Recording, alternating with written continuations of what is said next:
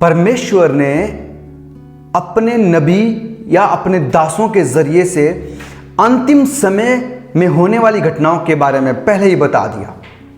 जब हम दानियल और प्रकाशित वाक्य की पुस्तक पढ़ते हैं, उनमें हम उन सारी बातों को, उन सारी घटनाओं को पाते हैं जो यीशु मसीह के जाने यानी कि स्वर्गारोहण के बाद से लेकर उसके आने या उसके तीसरे आगमन तक की बातें लिखी गई है। हमें जरूरत है कि हम उसका अध्ययन गहनता से करें, गहराई से करें। क्या आप इसके लिए तैयार हैं? मैं आपका दोस्त और होस्ट नवीन कुमार चंद बाइबल आस्क टीम की तरफ से आपका हार्दिक स्वागत करता हूं कि आज आप इस अध्ययन के विषय में सीखने के लिए यहां पर आ सकते हैं और इस वीडियो में आप हमारे साथ बने रह सकते हैं। आज हम एक खास विषय के बारे में बातचीत करने जा रहे हैं जिसे हम प्रकाशित वाक्यों उसके 6 अध्याय में पाते हैं, 7 मुहरें। क्या आपने कभी इस विषय में पढ़ा? क्या आपने कभी सोचा कि ये 7 मुहरें क्या है? ये किस विषय में बात परमेश्वर ने बताई, किस विषय की भविष्यवाणी है, इनका आखिर समय से क्या लेना देना है? आइए इन 7 मुहरों का अध्ययन करें और देखें कि इसके जरिए से परमेश्वर आप तक और मुझ तक क्या संदेश लेकर आना चाहते हैं। प्रकाशित वाक्यों उसका 6 अध्याय उसकी 1 से आगे हम पढ़ेंगे। यहां पर क्या लिखा गया है? फिर मैंने देखा कि मेमने ने उन 7 मुहरों में से एक को खोला और उन 4 प्राणियों में से एक का गर्जन का सा शब्द सुना कि आ। फिर से मैं आपको याद दिलवाना चाहता हूं कि ये वही दर्शन है जो यूहन्ना ने 4थे अध्याय में शुरू किया। 4थे अध्याय से उसने देखना शुरू किया। उसने वहां पर एक सिंहासन देखा, उस सिंहासन के चारों ओर 24 प्राणी थे, उसके चारों ओर 4 प्राणी थे और सिंहासन के चारों ओर 24 प्राचीन थे। उसके बाद वो देखता है कि एक मुहरबंद पुस्तक जो उसे मिली, जो अंदर से लिखी हुई और बाहर से मुहर से बंद की गई थी और उसे खोलने वाला, इसको देखने वाला कोई भी नहीं मिला। फिर देखता कि वो वध किया हुआ मेमना था जो उसको खोलने योग्य था और उन मुहरों को तोड़ने योग्य था जो यीशु मसीह है। और उसी दर्शन को जारी रखते हुए वो 7 मुहर में से उनको देखता है कि दर्शन में आगे क्या वो देखता है, उन्हीं को वो यहां से आगे बताने जा रहा है। और पहली आयत में वो ऐसे इस तरह से कहता है, फिर मैंने देखा कि मैंने उन 7 मुहरों में से एक को खोला। क्या किया मेमने ने? उन 7 मुहरों में से पहले मुहर को खोला। यहां पर वो पहली मुहर को खोल देता है और उन 4 प्राणियों में से एक का गर्जन का सा शब्द सुना। जो 4 प्राणी उस सिंहासन के चारों ओर थे, उनमें से एक ने ऐसा शब्द दिया, यानी कि एक का शब्द जो वो गर्जन का सा शब्द था। और क्या कहा? आ। आगे क्या कहा जाता है आयत 2 में? और मैंने दृष्टि की और देखो, उसने देखा, यूहन्ना ने देखा, जब उसने कहा कि आ, एक श्वेत घोड़ा है। क्या उसने देखा? एक सफेद या श्वेत घोड़े को उसने देखा और उसका सवार जो उस पर सवार था वो धनुष लिए हुए है। जो श्वेत घोड़े पर जो सवार है वो धनुष लिए हुए है और उसे एक मुकुट दिया गया। उस सवार को क्या दिया गया? एक मुकुट दिया गया और वो जय करता हुआ निकला। क्या किया उसने? जय करता हुआ निकला कि और भी जय प्राप्त करे। उसने पहले ही विजय प्राप्त कर ली, अब विजय पा ली है, लेकिन वो इस तरह से इस उसमें निकला कि और भी जय वो क्या कर सके? प्राप्त कर सके। आइए आगे पढ़ते हैं और आगे जानते हैं कि आगे इन आयतों का क्या मतलब है। जो श्वेत है या सफेद है वो पवित्रता और धार्मिकता का प्रतीक है। यशाया 1:18, प्रकाशित वाक्यों उसकी 19:8। एक घोड़ा, अब उसने श्वेत का तो हमें पता लग गया, घोड़े का क्या मतलब है? एक घोड़ा युद्ध का प्रतीक है। किस चीज का? युद्ध का प्रतीक है। जैसे हम प्रकाशित वाक्य 19:11 में पढ़ते हैं, वहां पर क्या लिखा गया है? प्रकाशित वाक्य 19:11 में, फिर मैंने स्वर्ग को खुला हुआ देखा और देखता हूं कि एक श्वेत घोड़ा है और उस पर एक सवार है। यहां पर भी वही यूहन्ना ने देखा जो विश्वास योग्य और सत्य कहलाता है और वो धर्म के साथ न्याय और लड़ाई करता है। तो घोड़ा किसको दर्शाता है? युद्ध को दर्शाता है। प्राचीन इतिहास और बाइबल के माध्यम से आप पाएंगे कि घोड़े का उपयोग मुख्य रूप से युद्ध और जुलूसों के समय में किया जाता था।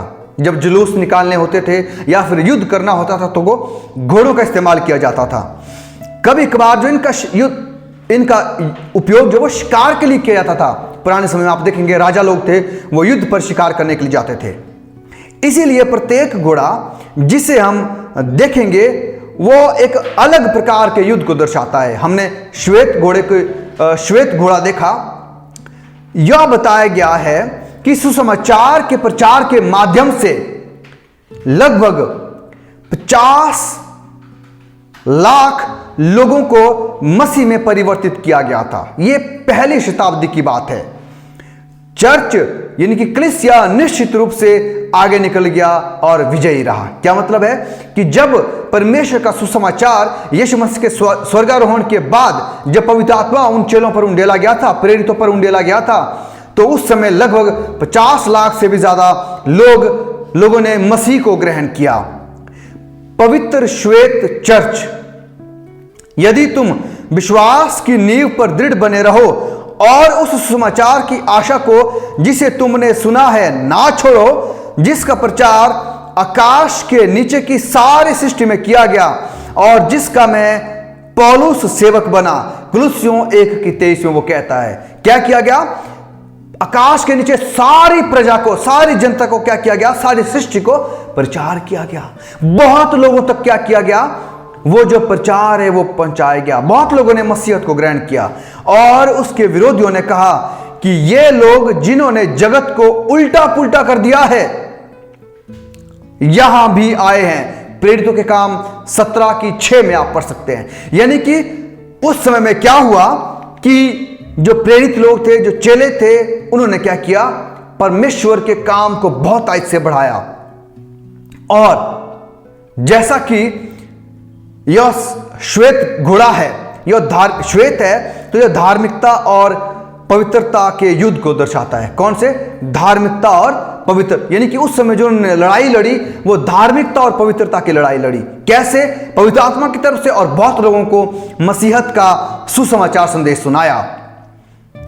प्रेरित युग के चर्च के विश्वास की पवित्रता किसको दर्शाता है? ये जो प्रेरित युग था, यानी कि पहली शताब्दी, जो कि 31 ईस्वी से लेकर सन 100 ईस्वी तक रही, उसको जो है हम क्या करते हैं, जो पहली मुहर का समय अवधि थी, जो पहली मुहर खुली गई उसका जो समय अवधि थी वो 31 ईस्वी से लेकर 100 ईस्वी तक थी।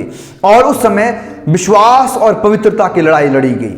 तो ये श्वेत घोड़ा किसको दर्शाता है? विश्वास और पवित्रता की लड़ाई जो प्रेरितों ने, पौलुस जैसे बहुत सारे चेलों ने लड़ी और मसीहत का प्रचार लोगों तक किया गया, सारी पृथ्वी तक किया गया।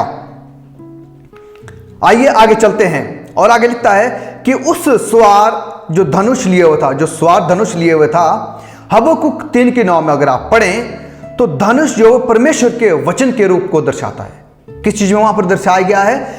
परमेश्वर के वचन को धनुष जो वो दर्शाता है। और साथ ही साथ अगर आप नूह के समय में देखें तो जो है जब बाढ़ आ गई थी उसके बाद जो एक धनुष को जो है वाचा का क्या किया गया? वाचा को उस धनुष के जरिए से दिखाया गया। तो धनुष जो परमेश्वर के वचन या उसकी वाचा को हमें क्या करता है? दिखाता है। तो उस सवार के पास क्या था? धनुष था। यानी कि उन लोगों ने जो उस समय में जिन्होंने विश्वास और पवित्रता का युद्ध लड़ा, उनके पास क्या था? धनुष था। धनुष का मतलब है कि उनके पास परमेश्वर का वचन था।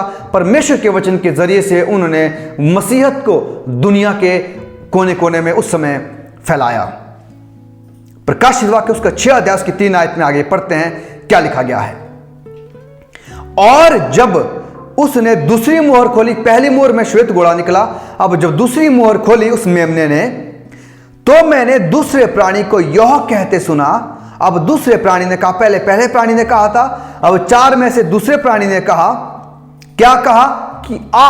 अब दूसरे प्राणी ने कहा यूना से कि आ। 4 आयत में क्या कहा? फिर एक और घोड़ा निकला। उस दूसरी मोहर के खोलने पर क्या निकला? एक और घोड़ा निकला जो लाल रंग का था। पहला श्वेत रंग का, अब दूसरा जो वो लाल रंग का घोड़ा निकला। उसके सवार को यो अधिकार, जो उस पर सवार था उसको यो अधिकार दिया गया, क्या कि पृथ्वी पर से मेल उठा ले। क्या कर ले? जो मेल मिलाप है, जो सामंजस्य है, उसको क्या कर ले? जो एकता है उसको क्या कर ले? उठा ले, ताकि लोग एक दूसरे को वध करें। क्या कहा? कि मेल, एकता को वहां से उठा ले ताकि लोग एक दूसरे को वध करें, और उसे एक बड़ी तलवार दी गई। अब इसका क्या मतलब है? यह हमारे लिए सोचने वाली बात हो सकती है। यह कैसा मतलब है कि वो एक दूसरे का वध करें? आइए जानते हैं। लाल रंग का प्रतीक किस चीज का प्रतीक है? लाल रंग जो वो पाप का प्रतीक है। यशाया उसकी 1:18 में क्या कहता है? तुम्हारे पाप चाहे लाल रंग के क्यों ना हो। तो इसका मतलब पाप जो किसको दर्शाता है? लाल रंग किसको दर्शाता है? वो पाप को दर्शाता है। लेकिन यह लहू का रंग भी है। किस चीज का? लहू का रंग भी लाल होता है। एक तलवार उसके पास क्या थी? तलवार थी। तलवार जो वो युद्ध, रक्तपात और हिंसा का प्रतीक है। किस चीज का? लड़ाई झगड़े, युद्ध का प्रतीक है, हिंसा का प्रतीक है। इस प्रकार श्वेत जो है वो श्वेत या पवित्रता पाप और विधर्मियों द्वारा दूषित होने लगी। जो पवित्रता थी उस समय में वो क्या होने लगी? दूषित होने लगी। पाप और अधर्मियों के जरिए से प्रेरितों ने चर्च को चेतावनी दी थी। जो प्रेरित लोग थे उस समय, उन्होंने कलीसिया को, चर्च को चेतावनी दी थी कि उनकी मौत के बाद, जब प्रेरित लोग गुजर जाए, उनकी मौत हो जाए, झुंड में आने वाले भयानक भेड़िए अनुचित बातें करेंगे। वो बातें जो परमेश्वर के वचन के खिलाफ है। यह बात कलीसिया को बता दी थी प्रेरितों ने कि हमारे जाने के बाद, हमारे मरने के बाद क्या होंगे? ऐसे भेड़िए आएंगे जो गलत सिद्धांत, झूठी शिक्षाएं, परमेश्वर के वचन के जो खिलाफ है, उन बातों को लेकर आएंगे और सिखाएंगे, जो अनुचित बातें होंगी। झूठे शिक्षक, पाखंडी और धर्म त्यागी जो है वो कलीसिया में घुस आएंगे। धर्म त्यागी का मतलब है जो धर्म के खिलाफ है, जो सच्चे धर्म के खिलाफ होता है, उसको धर्म त्यागी कहते हैं। वे सच्चे धर्म को छोड़ देंगे, घुस आएंगे। प्रेरितों के काम 20:29 से 31 तक आप पढ़ सकते हैं। झूठे उपदेशों और धर्म त्याग के खिलाफ एक युद्ध हुआ था, जो उन लोगों के खिलाफ था जो विश्वास की पवित्रता के लिए भयंकर सत्ताहट के अधीन थे। जाहिर है कि जिसकी वजह से इसका इस्तेमाल किया जाता है, राज्य या नागरिक शक्ति का प्रतीक भी है, लेकिन यह विभाजन का भी प्रतिनिधित्व करता है। मत्ती उसकी 10:34 से लेकर 36 में आप पढ़ सकते हैं। इस समय अवधि के दौरान अगर हम पढ़ें आगे, तो लाल रंग, जो लाल घोड़े की समय अवधि थी, वो जो है 100 ईस्वी से लेकर सन 313 ईस्वी तक थी। क्या आप जान पा रहे हैं कि ये अवधि और कहां थी? बिल्कुल, ये 7 कलीसियाओं की अवधि है। वो चाहे आप जो आपने पढ़ा, इफिसुस, स्मुरना, पिरगमुस, तुआतीरा, ये सारी कलीसियाएं जो आपने पढ़ी, इनका भी यही समय था। और वो जो है परमेश्वर ने जो 7 कलीसियाओं के जरिए से उनका इतिहास बताया, और यहाँ 7 मुहरों के जरिए से परमेश्वर भविष्यवाणी, एक और भविष्यवाणी के जरिए से ठीक वही जो संदेश है या भविष्यवाणी है, वो यूहन्ना को दिखा रहा है। ठीक वही संदेश एक और फिर से परमेश्वर अपने दास को दिखा रहा है। आइए आगे पढ़ते हैं। यहां पर क्या लिखा गया है? शाब्दिक शांति और आत्मिक शांति वास्तव में छीन ली गई थी। दोनों, यानी कि शारीरिक शांति और जो आत्मिक शांति थी, वो इस समय में क्या कर ली गई थी? छीन ली गई थी। परमेश्वर के जो लोग थे, परमेश्वर के जो दास थे, उनसे क्या कर ली गई थी? वो जो शांति थी, चाहे आत्मिक या शारीरिक, वो जो उनसे क्या कर ली गई थी? छीन ली गई थी। इस समय अवधि के दौरान जो सच्चे विश्वासी थे, रोमन साम्राज्य के भारी सत्ताहट के अधीन आ गए थे। यानी कि रोमन साम्राज्य ने परमेश्वर के लोगों पर, परमेश्वर की कलीसिया पर भारी संकट वो लेकर आए, भारी क्लेश वो लेकर आए, बहुत सत्ताहट वो लेकर आए। आप इतिहास में पढ़ सकते हैं। उस धर्म त्यागी जो थे, वो चर्च जो वो उभरने लगता है और राज्य की सहायता चाहने लगता। वो चाहता है कि जैसे उसके पास धार्मिक शक्ति है, वैसे ही वो राजनीतिक शक्ति को भी ले ले। कलीसिया के अधिकांश भाग पापी, विधर्मी और राजनीतिक होते जाते हैं। क्योंकि इस समय में क्या हो गया था, एक जो चर्च था वो उभरने लगा था। वो चर्च जिन्होंने अपनी ही बातें सामने रखी, जिन्होंने परमेश्वर के वचन को पीछे रखा, जिन्होंने परमेश्वर के वचन का अध्ययन करना जो है वो छोड़ दिया, अपनी ही बातों को उन्होंने सामने रखा। राज्य अब मसीह धर्म को मौत की सजा के अधीन दंडित कर रहा था। जो बहुत सारे मसीह लोग थे उनको जो क्या करने लगे, वो मृत्यु देने लगे। चर्च में विभाजन और सत्ता संघर्ष चल रहा था। धर्म त्यागी चर्च जो था वो राज्य की मांग कर रहा था, लेकिन वफादार धर्म त्याग का विरोध कर रहे थे। जब वफादार जो थे वो इस धर्म त्यागी चर्च जो उभरा था, धर्म त्यागी चर्च कौन है, धर्म त्यागी कलीसिया कौन है, वो लोग जो परमेश्वर के वचन के खिलाफ थे, जो परमेश्वर की आज्ञा के अनुसार नहीं चल रहे थे, जो परमेश्वर के वचन के अनुसार जिन्होंने सिद्धांतों को नहीं अपनाया, वो धर्म त्यागी कलीसिया थी, वो धर्म त्यागी चर्च थे। और जो वफादार थे, वफादार लोगों को उस धर्म त्यागी कलीसिया ने क्या कर दिया, उनको सत्ताहट दी। तभी तो लिखा, जब हमने पढ़ा कि वो एक दूसरे का वध करें, मेल को उठा लिया गया वहां से, और धर्म त्यागी लोगों ने परमेश्वर के लोगों को क्या किया, मारा, उन पर सत्ताहटें हुई। आप इतिहास में इसको पढ़ सकते हैं। आइए आगे चलते हैं और 6:4 आयत पढ़ते हैं। और जब उसने तीसरी मोहर खोली, अब वो तीसरी मोहर खोलने वाला था। दूसरी मोहर में हमने क्या देखा, लाल रंग का घोड़ा, यानी कि उस समय क्या हुआ, पाप जो बहुत बढ़ने लगा।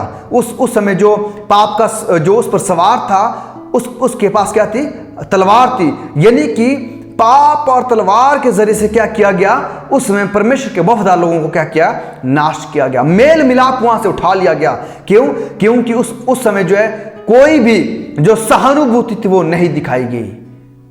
जो 31 एडी से लेकर, यानी कि 100 ईस्वी से लेकर जो 313 ईस्वी तक की कलीसिया थी, उन्होंने बहुत सताहट का सामना किया। उन पर बहुत सताहटें हुई, बहुत क्लेश उन पर आया।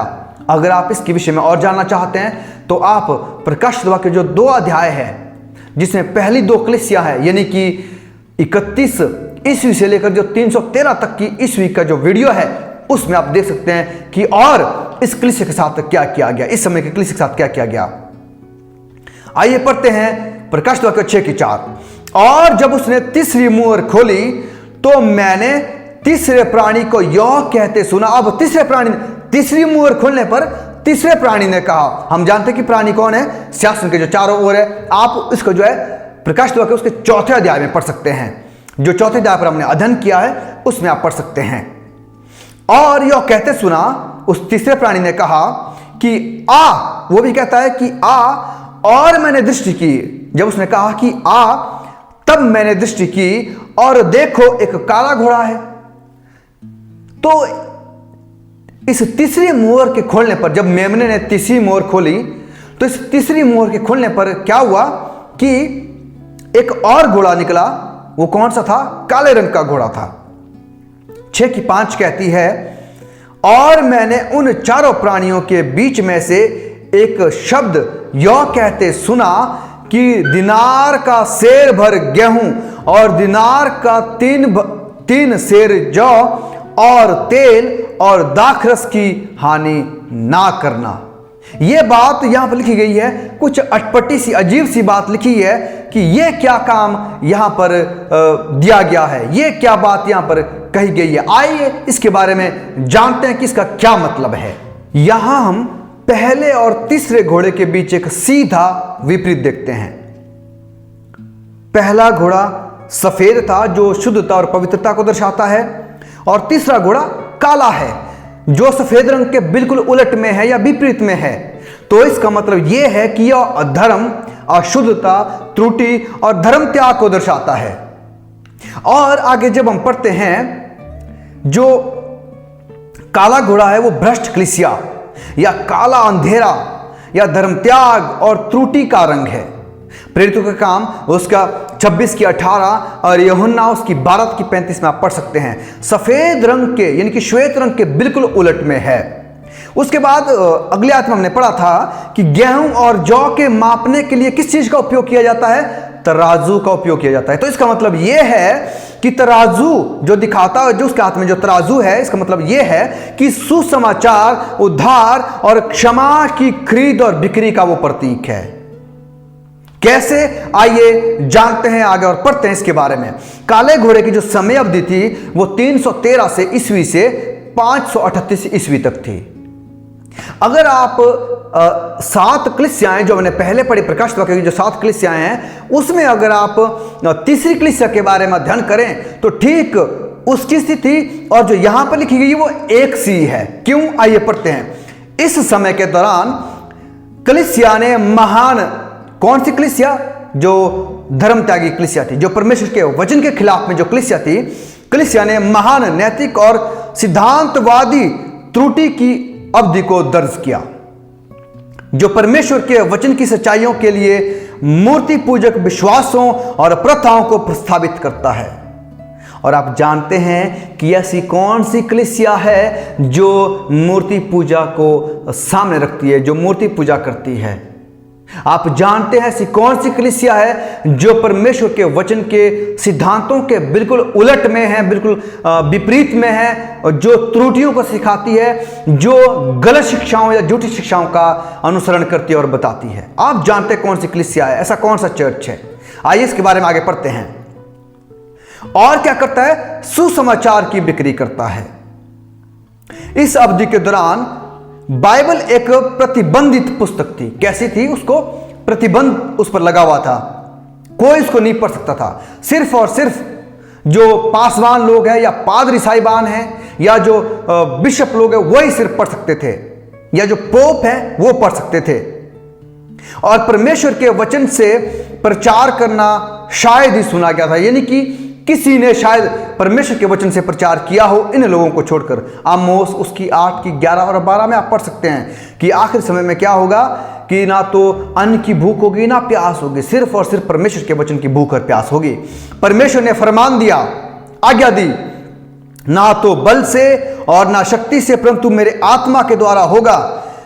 मुझ सेनाओं के यहोवा का यही वचन है। जकरिया उसका 4 की 3 से 6 में हम पढ़ सकते हैं। और यीशु के लहू का प्रतीक है। मत्ती उसका 26 की 26 से 29। भले ही कलीसिया महान अधिकार में था, भले ही कलीसिया जो वो महान अधिकार में थी, परमेश्वर ने उद्धार के सच्चे सुसमाचार के साथ लोगों को संरक्षित किया। बहुत ऐसे लोग थे जिन्होंने झूठी शिक्षाओं का पालन किया, लेकिन फिर भी ऐसे बहुत सारी कलीसिया में से बहुत सारे लोग थे जो वफादार थे और परमेश्वर के वचन को उन्होंने वैसे ही माना जैसे परमेश्वर ने उन तक पहुंचाया था। यद्यपि परमेश्वर के वचन के लिए आत्मिक अकाल होना था, उस समय क्या हो गया, बहुत सारे लोगों के लिए जो है परमेश्वर के वचन का आत्मिक अकाल पड़ गया। बहुत सारे लोगों को बाइबल जो वो पढ़ने, वो परमेश्वर के वचन को नहीं पढ़ पा रहे थे। बहुत सारे लोग जो वो शायद दुआएं या प्रार्थनाएं भी नहीं कर पा रहे थे। बहुत सारे लोग जो वो परमेश्वर के नाम की महिमा नहीं कर पा रहे थे एकत्रित होकर। फिर भी एक छोटे से शेष थे, यानी कि जिसको हम रेमिनेंट बोलते हैं, बकिया बोलते हैं। फिर भी एक बकिया कलीसिया थी जो अभी तक एक पवित्र आत्मा के नेतृत्व वाले जीवन और परमेश्वर के वचन के वास्तविक रूप के क्या थे, अधिकारी हुए। यह 313 ईस्वी से लेकर 538 ईस्वी के वर्षों के बीच, यानी कि उसके दौरान चर्च का एक अच्छा वर्णन है, जब धर्म त्यागी पोप कलीसिया या पोप की जो कलीसिया थी 538 ईस्वी में स्थापित होने के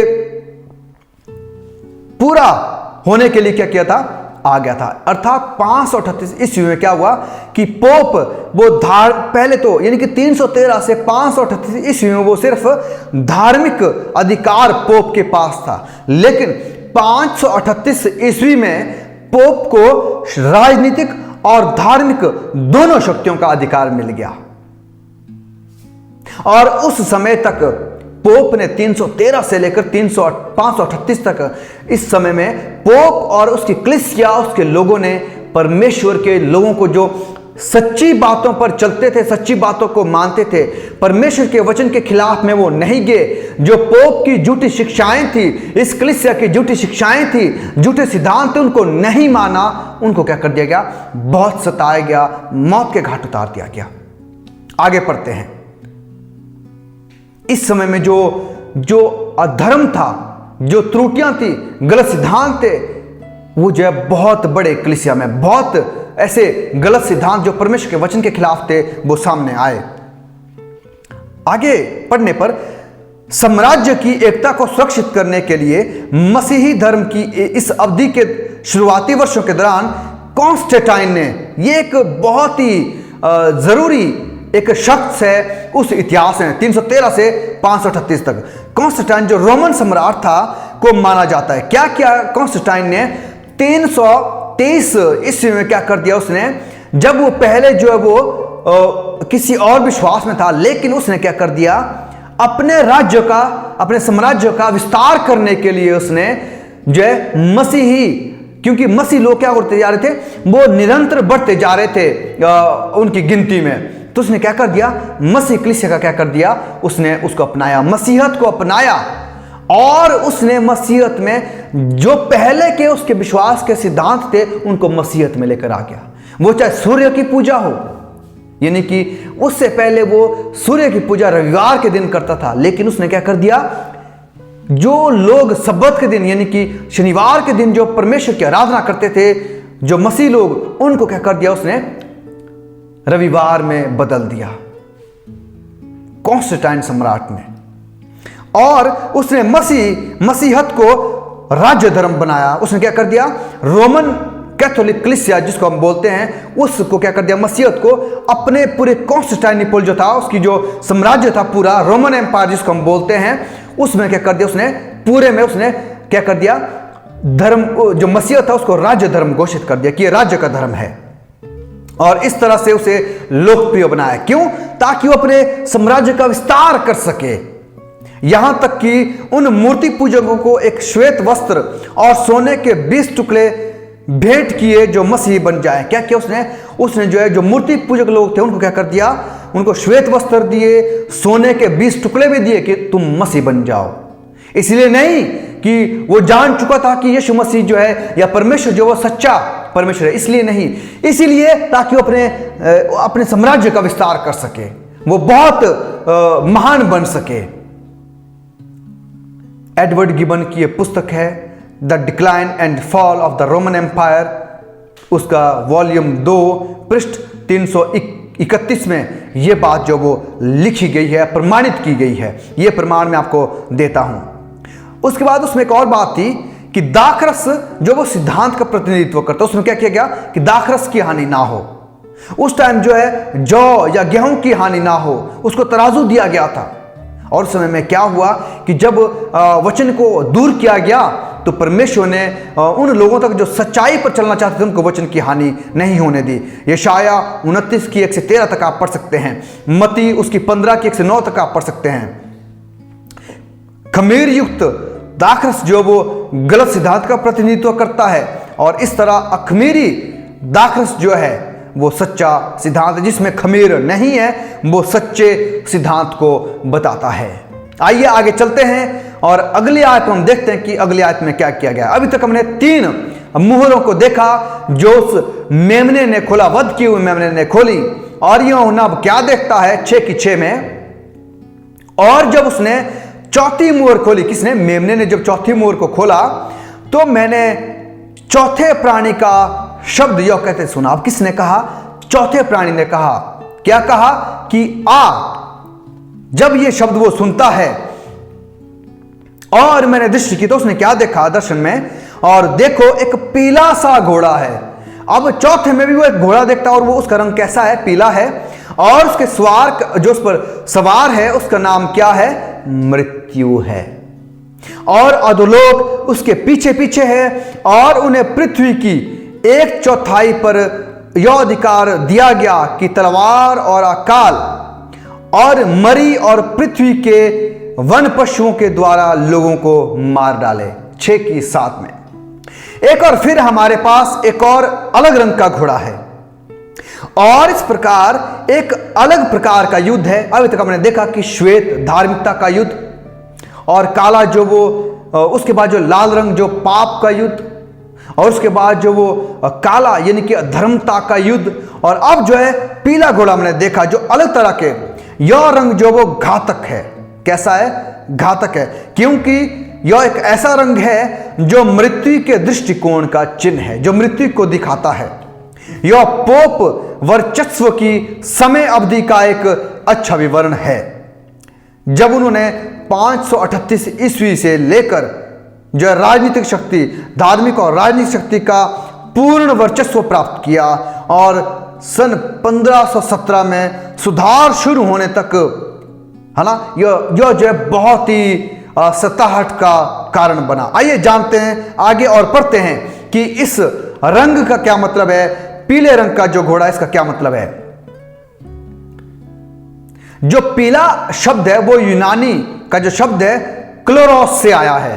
क्लोरोस शब्द है यूनानी, उससे जो है पीला रंग, जिसका अर्थ है हरा या कुछ हरा, ज्यादा नहीं, कुछ हल्का सा हरा। जिस कलीसिया को अनंत जीवन की ओर इशारा करना चाहिए था, वह इसके बजाय मौत फैलाने लगा। क्या है उसका नाम? मृत्यु है तो परमेश्वर की कलीसिया, परमेश्वर के नाम की कलीसिया, लेकिन उसका नाम क्या है? मृत्यु है। क्यों? क्योंकि ये इसकी अवधि जो 538 से लेकर 1517 ईस्वी तक रही। आगे पढ़ते हैं इसके बारे में और क्या है। अधोलोक शब्द का अर्थ है कब्र। इस दौरान जब धर्म त्यागी चर्च सर्वोच्च में था, वह सच्चे और वफादार विश्वासियों के लगभग, जो अगर हम पढ़ें तो लगभग 50 लाख से अधिक लोगों को जो है मारा गया। और यह इस समय के दौरान था कि मृत्यु समीक्षा स्थापित की गई थी।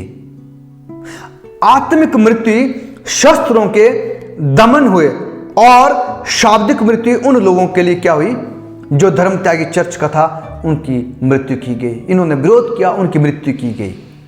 हमें यहां यह बताया गया है कि कैसे वफादार लोगों को बताया गया। 50 मिलियन से ज्यादा लोगों को क्या किया गया था? मौत के घाट उतार दिया गया था। जब 538 से लेकर 1517 ईस्वी तक 50 मिलियन से ज्यादा लोगों को मौत के घाट उतार दिया गया। कितनी ही दर्दनाक यह समय है, जिसको हम अंधकार युग के नाम से भी जानते हैं। परमेश्वर की कलीसिया ने, जो परमेश्वर के लोग थे, जो परमेश्वर को मानते थे, पर सिर्फ उनके पास परमेश्वर के नाम थे, लेकिन वो परमेश्वर की कलीसिया नहीं थी। सच्ची कलीसिया वो नहीं थी, वो धर्म त्यागी थी, झूठी कलीसिया थी, झूठे सिद्धांत पर चलने वाली थी। बेशक उन्होंने खुद को मसीह कहा, पर वो मसीह चरित्र में नहीं थे। किस मसीह का चरित्र ऐसा है जो दूसरों को मौत के घाट उतारे, दूसरों को सताहट दे? मसीह का ये चरित्र नहीं है मेरे प्यारों। और ये रोमन कैथोलिक कलीसिया थी, पोप तंत्र की प्रणाली थी। मैं लोगों के विषय में नहीं, प्रणाली के विषय में बातचीत कर रहा हूं। यह पोप तंत्र की प्रणाली थी जिन्होंने लोगों को क्या किया? मौत के घाट उतार दिया। क्यों? क्योंकि वो उनके हिसाब से नहीं, परंतु परमेश्वर के सच्चे सिद्धांतों के हिसाब से चले।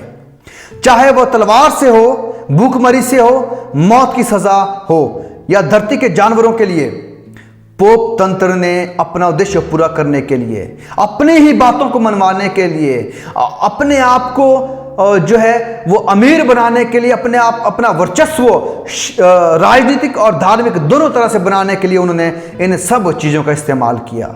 यह इस समय की अवधि में तलवार, भूख, मृत्यु और पृथ्वी के जानवरों के साथ मारने की शक्ति थी। ठीक इसी तरह से पोप तंत्र ने परमेश्वर के लोगों को मार डाला। अगर आप देखें, जो उस समय की मृत्यु थी वो बहुत ही भयानक थी, बहुत ही दर्दनाक थी। आप इतिहास में पढ़ सकते हैं कि रोमन सरकार ने किन मृत्यु का इजाद किया था, इसीलिए उसको लोहे का राज्य भी कहा जाता है। और उन्हीं जिन मृत्यु को मारने का तरीका उन्होंने इस्तेमाल किया था, इस रोमन कैथोलिक कलीसिया के जो लोग थे, चाहे वो बिशप थे, पोप तंत्र थे, उन सब ने भी इसी का इस्तेमाल किया। इसलिए इसे मृत्यु की कलीसिया कहा जाता है। यह पीला घोड़ा घृणा और मौत का रंग है। ऐसा कहा जाता है कि पोप तंत्र ने तात्कालीन ज्ञात दुनिया के 1/4 हिस्से पर शासन किया था। उस समय यानी कि यूरोपीय जो शासन था, उस पर जो 1/4 हिस्से पर शासन किया था कि तलवार और अकाल और मरी और पृथ्वी के वन पशुओं द्वारा लोगों को क्या कर दिया? मार डाल दिया जाए। पृथ्वी का चौथा भाग उस क्षेत्र को संदर्भित करता है जिस पर इस शक्ति का अधिकार क्षेत्र था। मेरे प्यारो, हमने इन 4 घोड़ों के जरिए से उस कलीसिया के इतिहास के बारे में पढ़ा। कितना भयानक और दर्दनाक था। क्या एक मसीहत में एक मसीह का ऐसा स्वभाव हो सकता है, ऐसा चरित्र हो सकता है?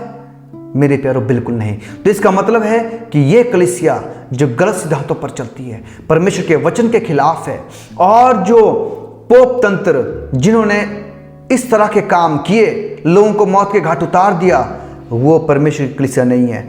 अगर आप भी इन गलत सिद्धांतों पर हैं तो आज आपके पास मौका है कि इससे बाहर आ जाएं। यीशु ने हमें अंत समय की सारी घटनाओं के बारे में प्रकाशन दिया है।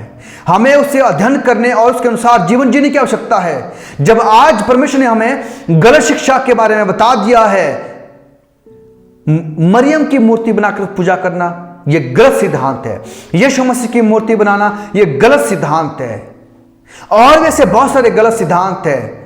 हमें कहां बताया गया है कि हमें 25 दिसंबर को ही पर यीशु मसीह का जन्मदिन मनाना है? मैंने तो ये आयत कभी भी, मैंने तो ये जो तारीख है इसको मैंने कभी नहीं पढ़ा ना। मैंने यीशु मसीह के जो उसके क्रूस पर चढ़ने का जो तारीख है उसको मैं नहीं जानता। मैं सिर्फ साल को जानता हूं, 31 ईस्वी में, लेकिन तारीख मैं नहीं जानता। तो इस कलीसिया ने क्या किया? गलत शिक्षा को सामने लाया। ना सिर्फ ऐसी, और भी बहुत सारी, वो चाहे ऐश वेडनेसडे हो या फिर संतों का दिन हो, ये सारी गलत शिक्षाएं हैं मेरे प्यारों। हमें इसको जानने की जरूरत है। हम गलत शिक्षा पर ना बने रहें, अपना मन फिराएं और इतिहास को पढ़ें कि कैसे इस कलीसिया ने गलत सिद्धांत को अपनाया। परमेश्वर ने हमें ये भविष्यवाणी के जरिए से बता दिया है। हमें इसके अनुसार चलना भी है, हमें इसको मानना भी है, ताकि हम इस इतिहास से जानें, सीखें कि गलत चीजों को हम छोड़ दें और जो भली चीजें हैं उनको हम पकड़े रखें। परमेश्वर आप सभी को बहुत ऐसा आशीष दे जब आप इस वीडियो के जरिए से, इस अध्ययन के जरिए से सच्ची सिद्धांत और सच्ची शिक्षा को जान पाते हैं, गलत शिक्षा को ना माने। परमेश्वर आप सभी को इस अध्ययन के जरिए से सच्ची शिक्षा पर बने रहने में मदद करे। अगर आप जानना चाहते हैं और ज्यादा, आप कमेंट कर सकते हैं। हम और अधिकारी से आपको बता सकते हैं कि कैसे ये झूठी शिक्षाओं पर चलते हैं और परमेश्वर की सच्ची शिक्षाओं पर हमें कैसे चलना है। आप इस चैनल को सब्सक्राइब करें ताकि और आने वाली वीडियो का अपडेट आपको मिलते रहें, और आप कमेंट करें, इसको लाइक करें और दूसरों के साथ साझा करें ताकि बहुत लोगों तक ये बातें पहुंच सके जो आज गलत शिक्षाओं पर चल रहे हैं। परमेश्वर आपके साथ हमेशा, उसके दूसरे आगमन तक हमेशा के साथ बना रहे। आमीन।